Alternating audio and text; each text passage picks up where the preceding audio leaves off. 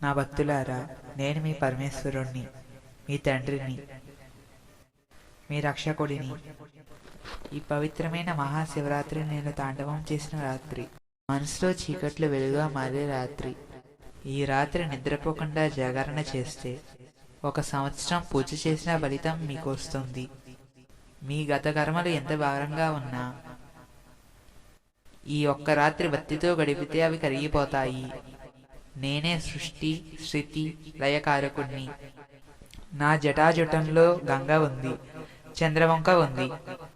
నా హృదయంలో భక్తులు ఉంటారు. భయపడకండి. మీరు నిజమైన హృదయంతో పిలిస్తే నేను మీ చెంతకు వస్తాను. ఈ శివరాత్రి రోజు పొద్దున్నే నిద్రలేచి శుభ్రమైన బట్టలు ధరించండి. శివలింగానికి పంచామృతాలలో అభిషేకం చెయ్యండి. బిలవదరాలు 11 లేక 21 సమర్పించండి. 108 సార్లు ఓం నమః శివాయ అని జపించండి. సాయంత్రం జాగరణ చేసి శివకథలు వినండి. బిల్వపత్రం అర్పించిన ప్రతిసారి ఒక్కొక్క పాపం తొలగిపోతుంది.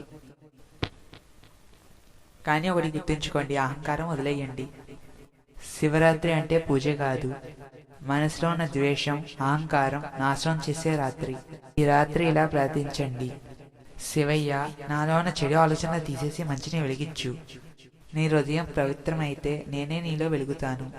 నా ప్రియభక్తులారా, మీ కష్టాలు ఎక్కువగా అనిపిస్తున్నాయా? అది ముగింపు కాదు, కొత్త ఆరంభం.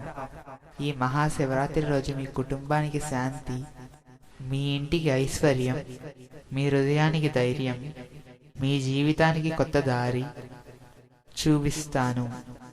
ఓం నమః శివాయ అని కామెంట్ చేయండి.